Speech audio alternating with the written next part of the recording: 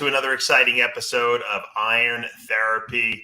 I'm Dave Palumbo, and of course, I'm joined by our RX Muscle staff, psychotherapist Lesley Timbol, and our special guest today, co-founder of RX Muscle, my very dear friend and brother, John Romano.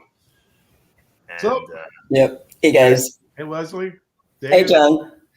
You know, as I'm sitting around with my cast on my foot, on my little scooter, and not able to go to the gym actually is not even open because of the hurricane down here.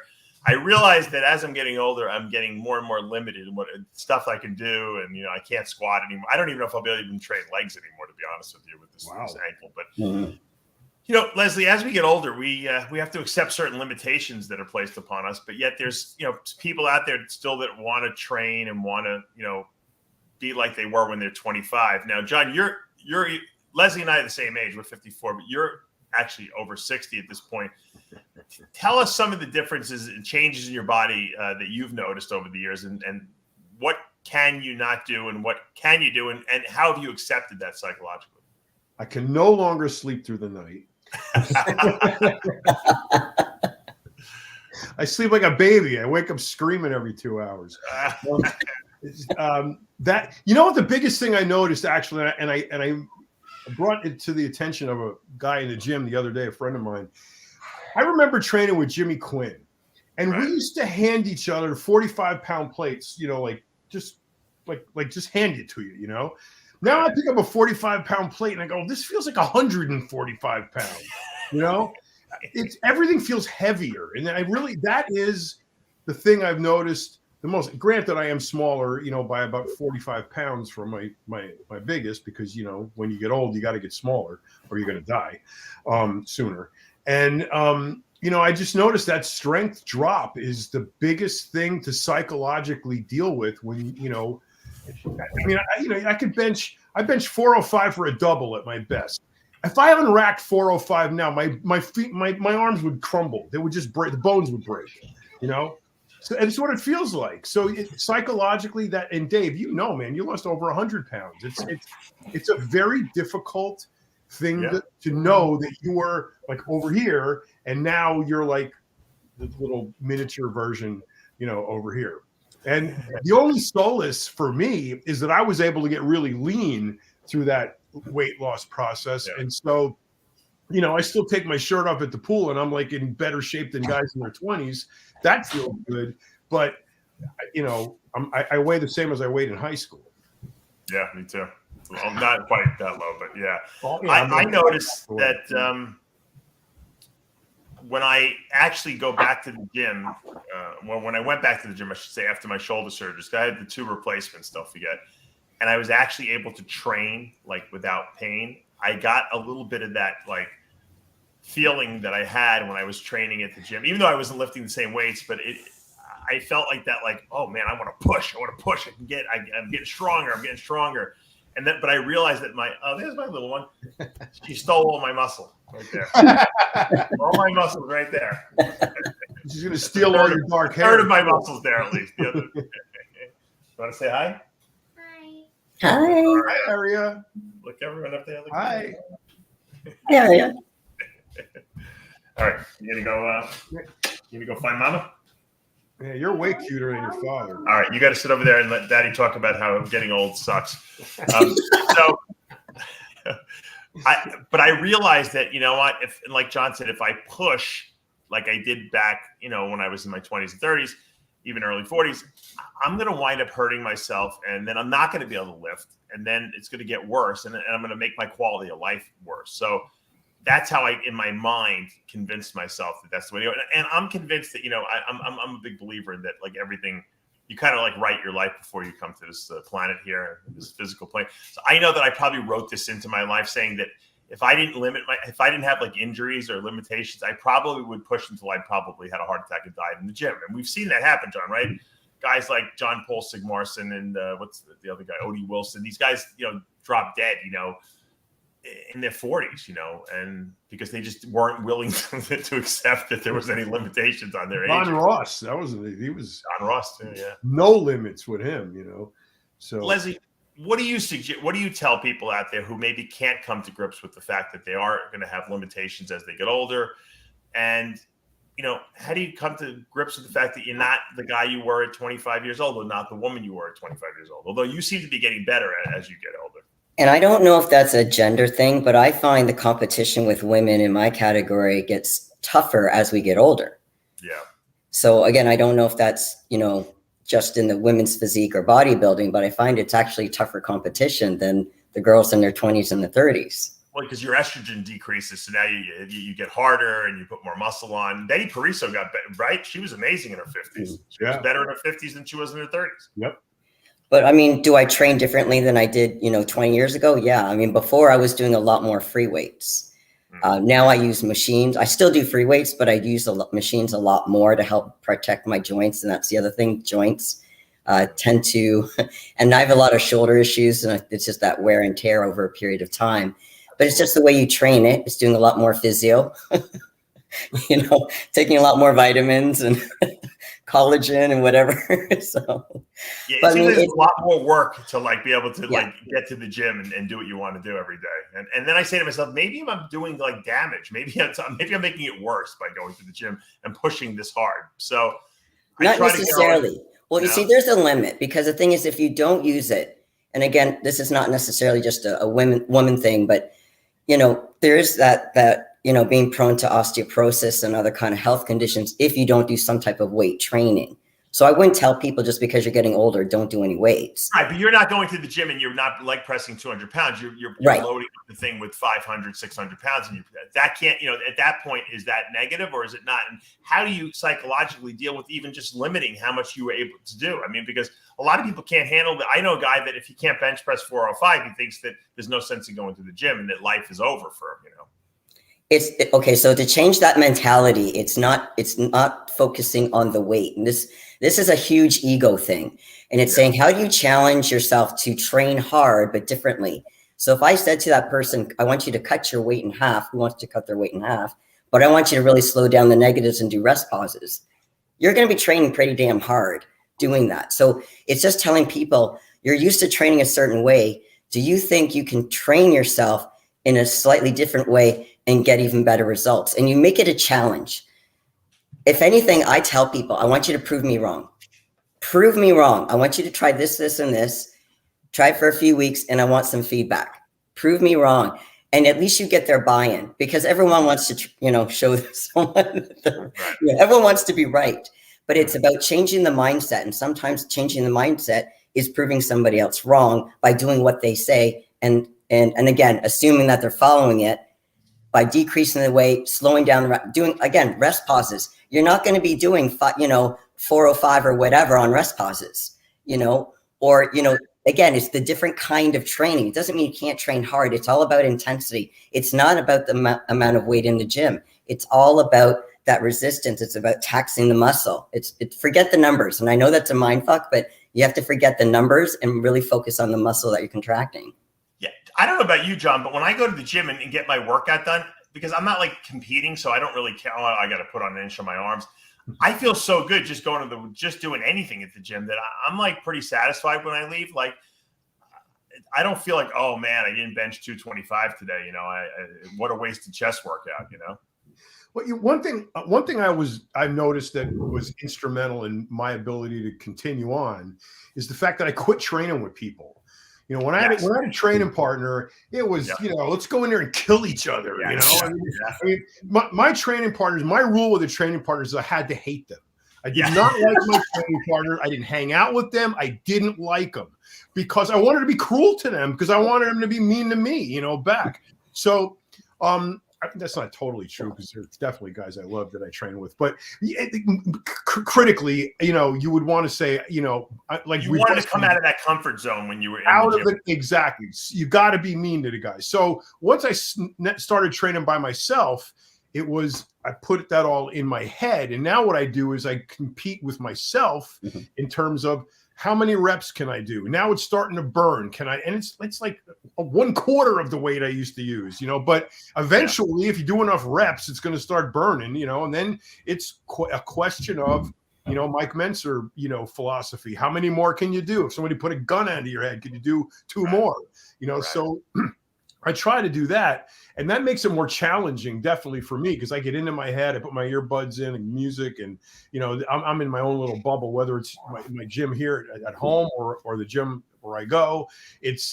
I'm able to get in that zone and push and do that. And that makes me feel good at the end, is that I know I've at least surpassed some limitation and, you know, forced my body into that, you know, sort of self-preservation survival mode that's going to maintain muscle mass and maybe even grow a little, who knows, but I doubt that, but at least maintain it, you know. So Lesley, I know people, I have clients of mine who, you know, are competing actively in their 50s, in their 60s, even a guy, a 70-year-old, and that's like their like obsession.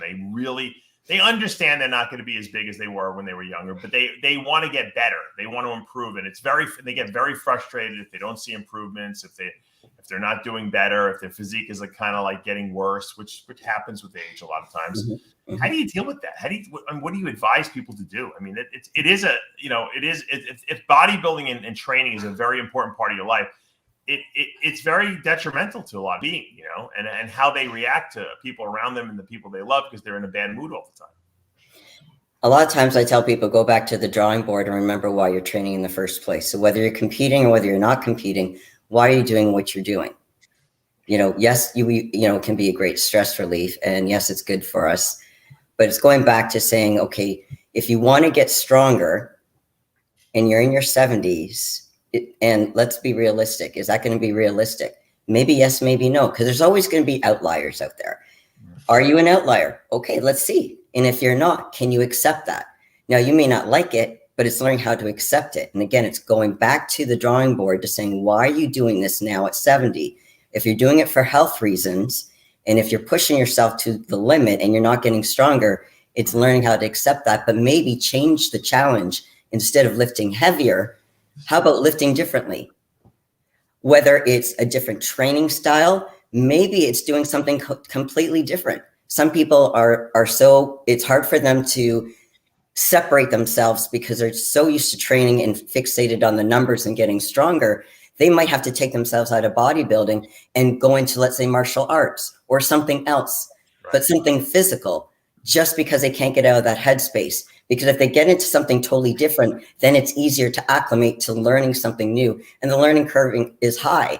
So the motivation's high, the interest, the challenge is high. And that's the thing. It's learning, regardless of your age, how to stay challenged in your sport. And if you're not able to do that, you may need to transition to a different sport, which is fine.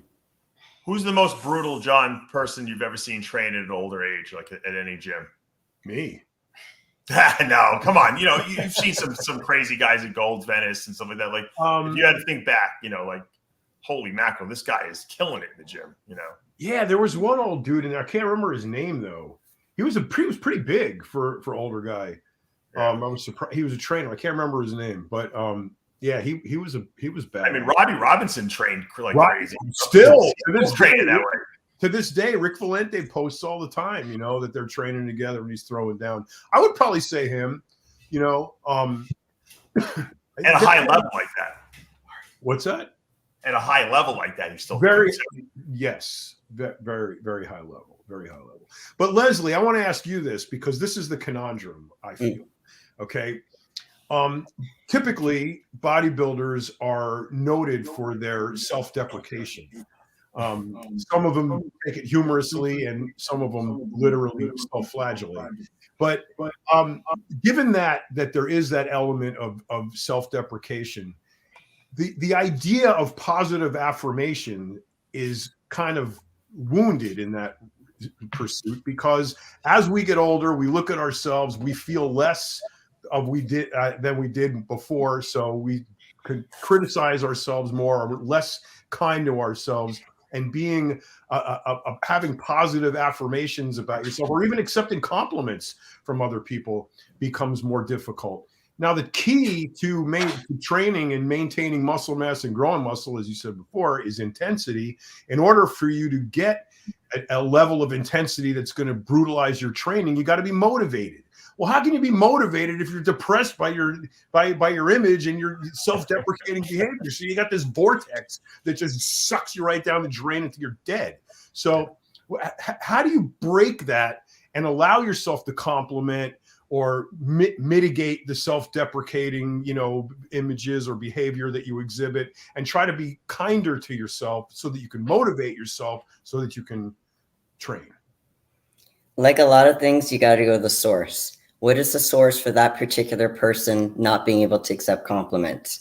So a lot of it can be from childhood, and that's where they might need some counseling in addition to just being a bodybuilder, is to be able to address those demons. Because a lot of times we go into bodybuilding to actually address the demons rather than deal with the demons. So we have the bodybuilding demons plus the underlying childhood and, personal demons that get meshed together. And that's a lovely combination, which can create a lot of havoc.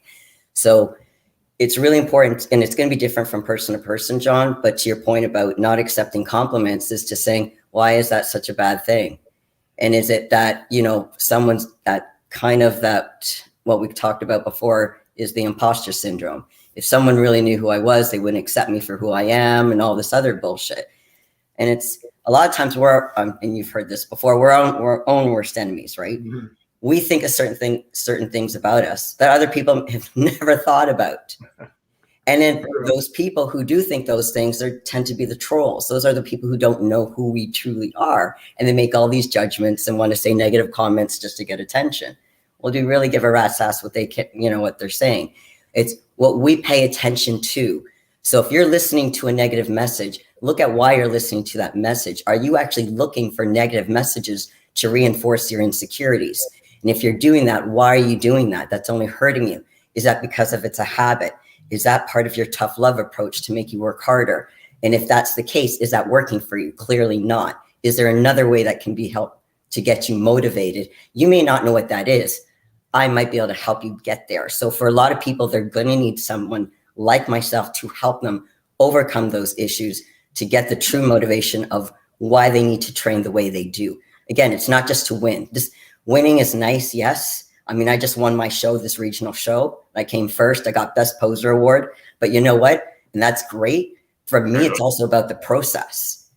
Like for me, like what I get out of bodybuilding isn't just the winning. It's the friendships I meet backstage. Like the girl I was competing with, she ended up doing second, but she placed first in bodybuilding.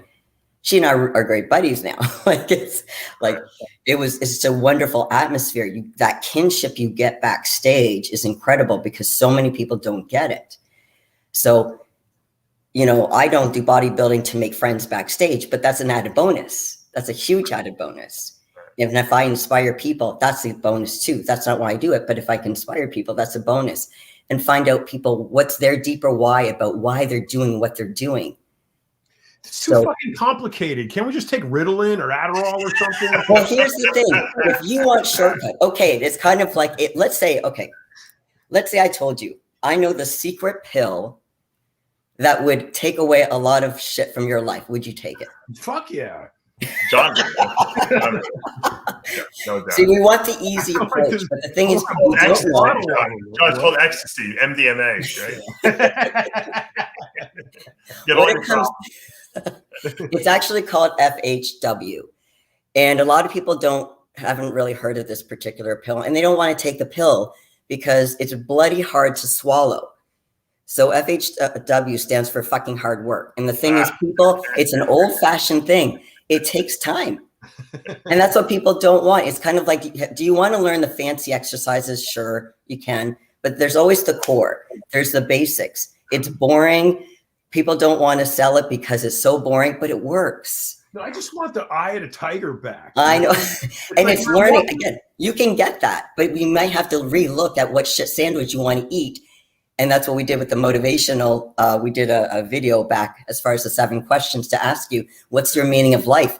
People go down this rabbit hole, John, about, and this is a lot of times, the difference between depression and anxiety is depression is focused on the past, let's say regrets, things that happened again in the past. Anxiety is worrying about the future.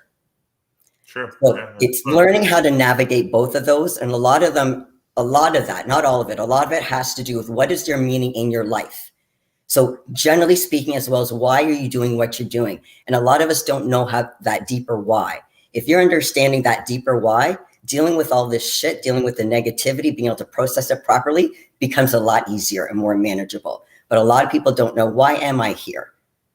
Why, like truly, why am I here? I know that's a big question, and I did a video on it and we can talk about it, but it's a really deeper understanding of what you can contribute to other people in this world. It's not just about us. Because when we're just talking about us, we give ourselves a pass. It's like being accountable to ourselves. It's like, I can do it tomorrow. But if you get a coach, no hell, you're going to do those damn pictures today. It's kind of like you need someone to be accountable to, but then have a deeper level to saying, okay, it's like people who say, I'm going to do a show. Well, put it out on the internet that you're going to do a show, so you're going to be accountable. Do your pictures, talk about it. Like, that's what I'm talking about. But make a difference in people's lives. It's not just putting stuff on the internet to make yourself look good. It's trying to inspire people for them to get better themselves. So it's really learning that deeper why, because when we make things about something about other than ourselves, about helping other people, it will go further. And then we can draw that when we feel like shit, we can draw it from inside to be able to give that stuff that we didn't think we had. Yeah. I think we veered too far away from the aging thing. We did go, well, aging comes, what the thing with aging is that it brings to light that we may need to re-examine what our goals are and what our underlying whys, because the why we might do something in our 20s might differ than when we're in our 30s and our 40s and our 50s and 60s and so on. So it's just about doing a kind of a re-examination of our lives and what we may need to do moving forward. Right. Makes sense. Yeah. Good. Let me see if I was. Except when you get old, though, you figure you've got this wizened, sense of balance and harmony with your life, because you got so much life experience, and it comes down to when you're older and you're trying to train, shit hurts. I mean, I started bodybuilding when I was 13. I don't think I've known a day since then that something didn't hurt. So, I mean, that's a constant that's in our lives. After a while, it gets kind of boring. Okay, I'm tired of fucking pain. All right, but it's part of the deal. So if we accept that as part of the deal, we can accept all the other things as part of the deal. It just comes down to, how can you motivate yourself sufficiently enough to get enough intensity to keep the train going? And for people, it's going to be different kind of challenges of what they do. I would say, again, it can be intensity. It could be, why not change your routine up completely? When was the last time you did any plyometric training? That's not fun, but it's challenging. So it doesn't even have to be weight training. Like I said, plyometrics is not easy training at all. It's a hard cardio kind of workout. Or, again, adopt a different type of workout, or get out of bodybuilding, do boxing, or some type of martial art. Like, do something different to motivate yourself. I use bodybuilding as therapy for myself. It's not, I don't even care if my body changes. I see changes anyway when I do go to the gym on a regular basis. But I'm saying, when I train, when I leave the gym, I feel like the endorphin rush is there. I feel like I did something, accomplished something. I enjoy going. I don't do long workouts. I do probably 45-minute workouts the most, if that much. And so I'm just challenging myself in the gym. It doesn't even matter. I'm not trying to compete, so I really don't care. Pretty much if I put on an inch of muscle here or there, I just like going through the motions, because it actually feels good for my body to train. So when I go there, I just feel good.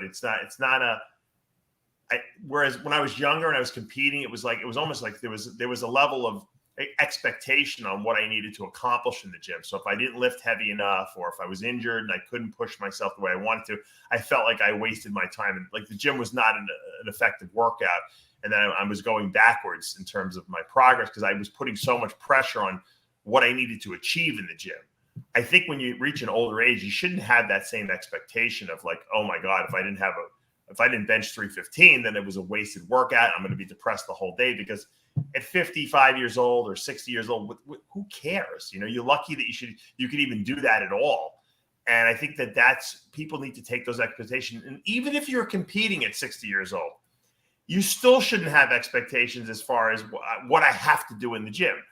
The fact that you can get through the workout and get through your cardio should be enough motivation for you to say, hey, you know what? I did good, and probably it's better than the next guy I'm going to be competing against, you know? Well, I think to Leslie's point about switching it up, if you change your mindset from, or at least this is what I did, I stopped lifting weights and I started working the muscle. And if you stop lifting weights and start working the muscle, then you can segue into other things and do plyometrics or CrossFit or sometimes you get hurt doing that too at an older age because your body's just not prepared for that. And so, you know, I always tell people if weight training is important therapeutically for you, like it is for me, like I enjoy it, you know, doing it 4 or 5 times a week if I can do it.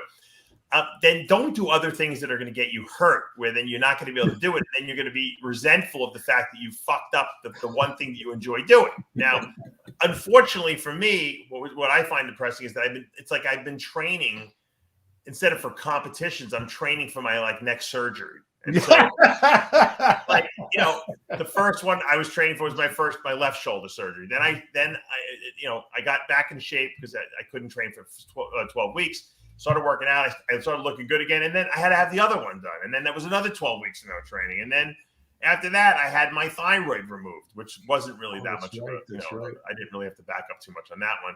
And then I had my foot done. And now I had my foot done again. It's depressing because here I am, like, I feel like I'm starting to look good. I'm making progress. And then all of a sudden all right, no training again for another couple of weeks. And you know what? I went back pretty quickly after the first surgery. And I'm thinking, well, maybe I caused my problem that I had with why I needed the second surgery. And now I still want to go back, but it's like the hurricane came. I'm thinking, well, maybe God's telling me, don't go back to the gym. So I started having all these internal conversations with myself, and it could drive you nuts, you know, after a while, you know? So I don't have the answers.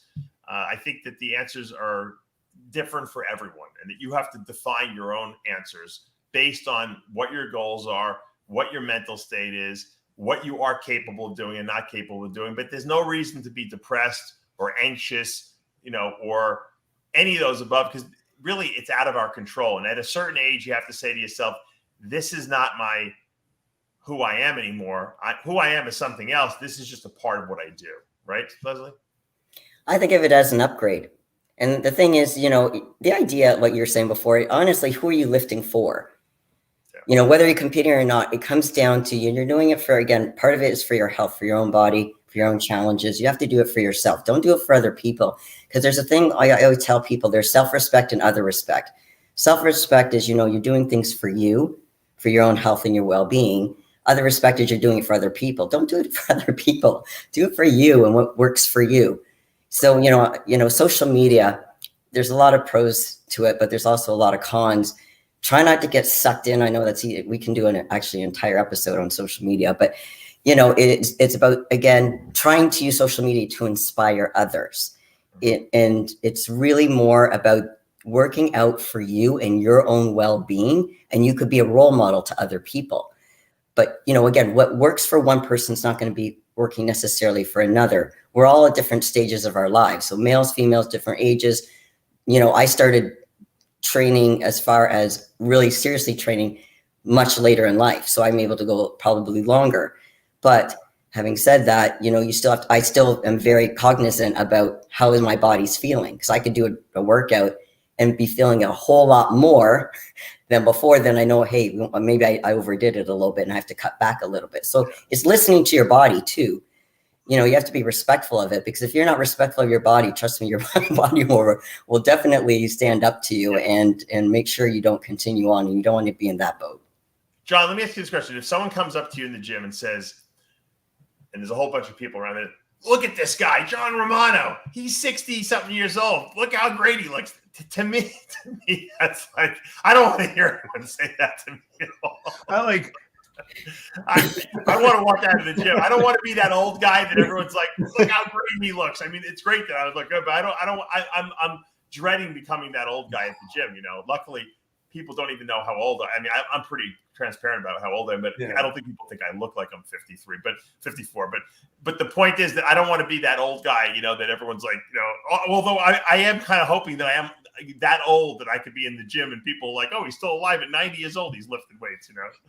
I am that guy. And it's like, I can't say I hate it, because it's definitely a testament to the fact that I didn't waste the last 50 years working out. But this is what constantly happens. Okay. It's one of these two things. That dude, did you see that guy over there? He's fucking shredded. And the other guy's like, yeah, and he's 60 years old too. And it's like, and it's the other one is like, is that John Romano? Yeah, look how old he is. Yeah, you grew the beard. I think a lot of people like it, but it definitely makes you look a little older. I think when you without the beard. Some people say that, but some people say it makes me look younger. So I don't imagine know. if you dyed that beard, you would probably look like you were 40. I can't bring myself to do that. Why not? Just try it. I bought this shit. It's in the drawer. I just can't. I don't know. I just can't do it. I think it looked good. You look like Stallone from that movie. What was that movie? Nighthawks. I love that movie. You ever see that movie? Yeah. No, my friend of mine in Mexico, Pedro, he had this big beard like this. Yeah. And when he was like almost 50, so he had a lot of gray in it. And then one day he came to the gym. He looked like the pirate, Blackbeard. I mean, he was so black it was blue. I mean, it was black. Yeah. And I'm like, Pedro, what the fuck? What did you do? Would you fall into a can of paint? And so, I mean, if there was a subtle way, of maybe darken it up, I don't know if I would do it gradually. You put a little bit at a time in. That's all. But it matches my motorcycle perfectly. I mean, it's like I don't do it. Look, a motorcycle, guys. If you have gray, that looks cool, right? That's like I think I fit in my realm just fine. I'm happy. Would I like to be bigger? Yeah. But I was. So, that's kind of a good thing to be able to say. But as far as the road going, I mean, so today it's 60. What 70's next if I live that long? I mean, what other kind of, problems am I going to have leading up to that? And it's every day that you wake up and you got a good day behind, it's a good day. You accomplish stuff. You felt productive. You went to the gym. You didn't blow a bunch of money on a bunch of bullshit. And at the end of the day, your puppies are happy. Your wife is happy. And it's a good vibe. And if you can pull that off, I don't really think the rest of it matters. I mean, whatever goes into making that happen. And it to me, it's always tied to the gym. If I don't work out, I'm fucking miserable. Yeah. And so it's just the way it is, man. There is look. I won't lie. Like the fact that I cannot train my right leg right now is really bothering the fuck out of me. And you know what? And the fact that I probably won't be able to ever train it the right way in the future, even if assuming my ankle fuses properly and I can actually walk, which is the most important thing. Right. I'm never gonna be able to train that calf muscle because my ankle won't flex, obviously. I don't think he wants me to be leg pressing, any weight because, I don't know if it'll weaken pretty much I'll be able to walk with that leg. I could do some extensions maybe and some curls maybe, but, nothing beyond that, which is, I'll always be ripped, but it's I'm the guy who had the legs, John. I'm the guy with the crazy legs. And, my left leg is still pretty good, but it's a little depressing to know that like I have that limitation on myself. And the way I get around it and not obsess about it all day is that I have other things that interest me.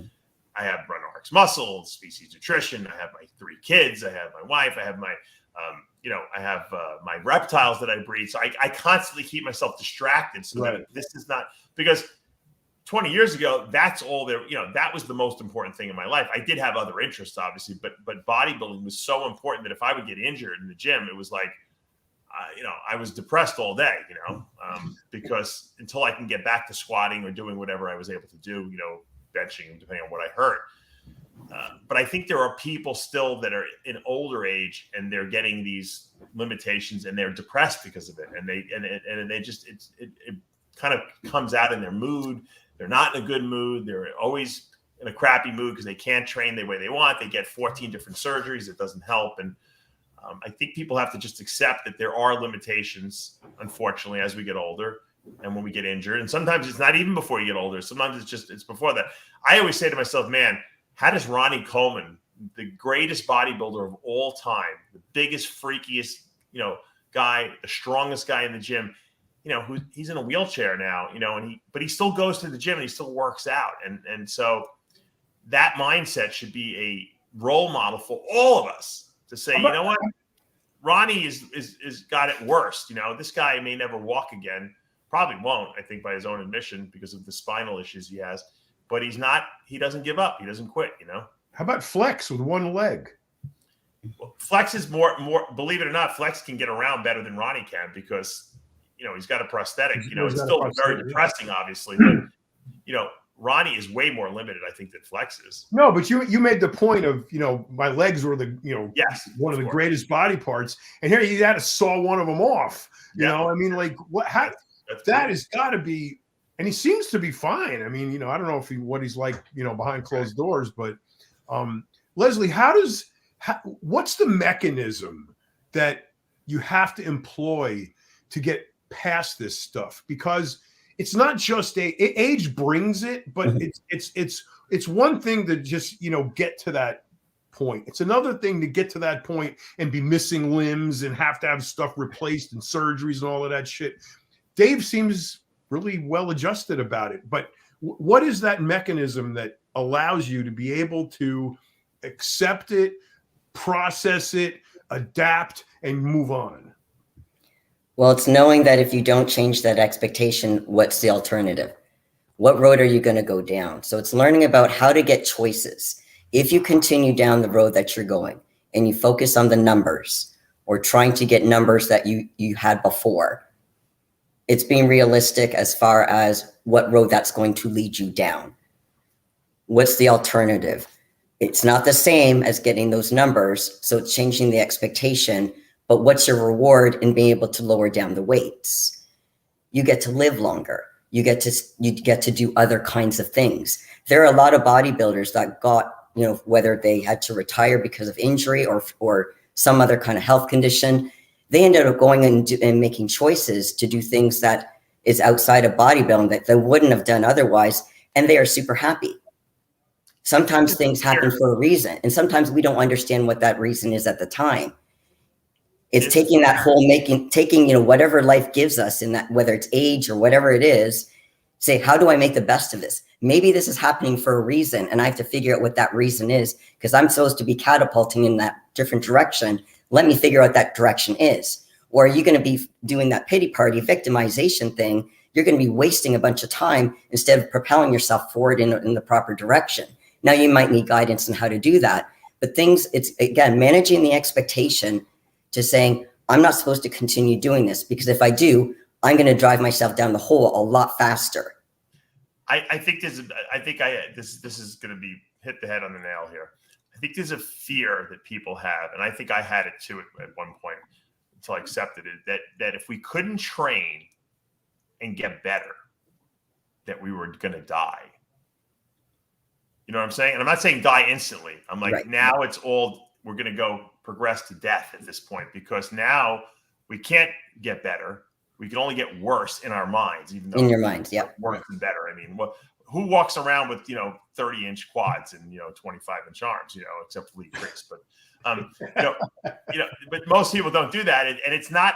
You don't need to have that to live a very long, healthy life, But in our bodybuilding warped mentalities, we think we do. So if I can't train my legs, right, then I must be heading towards death, because I'm going to get smaller and I'm going to get, It's the decline. You experience the decline, basically. Right. And I think that's where the depression comes. That's where the depression comes for people. And the truth is that that's not. You don't have to lift. You don't have to work out. You could just eat. There are people who just eat healthy and do yoga all day long, and they live to 100, and they're happy and mentally sharp, and they feel great.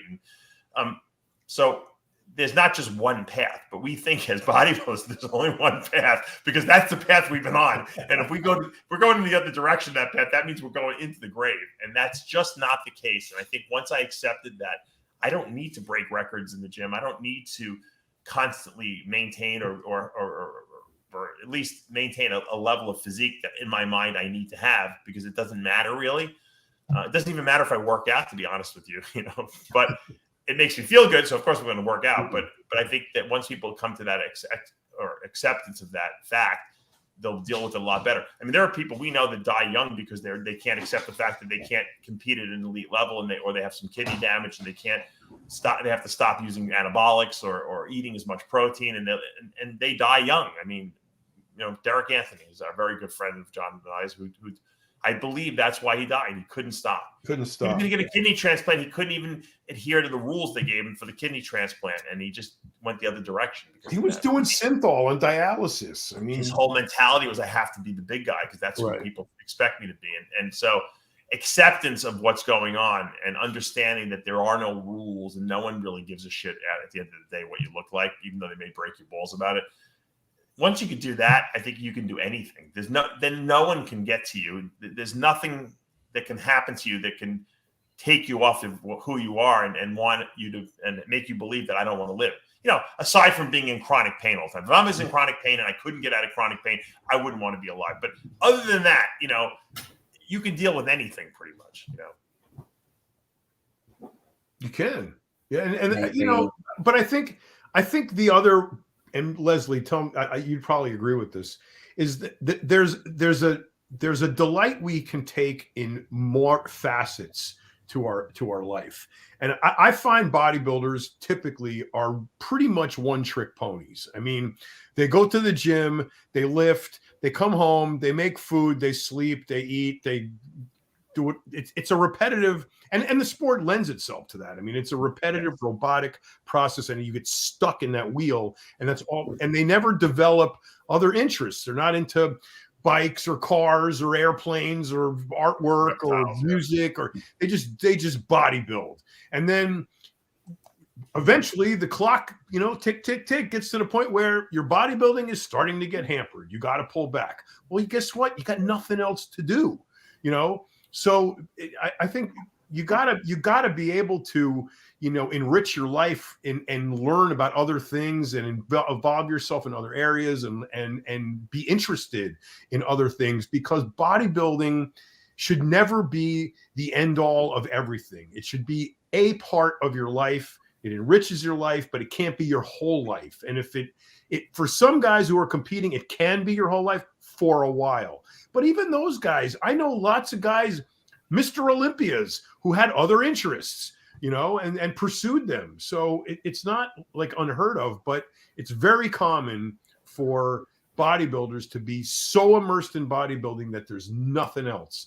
And once you get to that point where bodybuilding has to diminish in your life just for the sake of health and longevity, you got to have something else to captivate your interests, right? And that's part of balance, and when I say balance, I don't mean a perfect balance, but when people are finished competing, they do need to be able to have something else to go to. And ideally, don't wait until you finish competing and then have something. Start something already, even if it's an interest.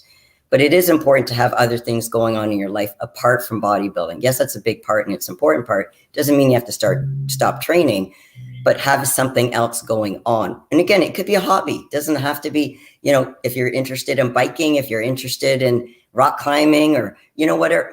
Again, it could be pole dancing. It doesn't matter. It's having other interests outside of bodybuilding. And it helps kind of balance that kind of mindset, because it's important to have fun too.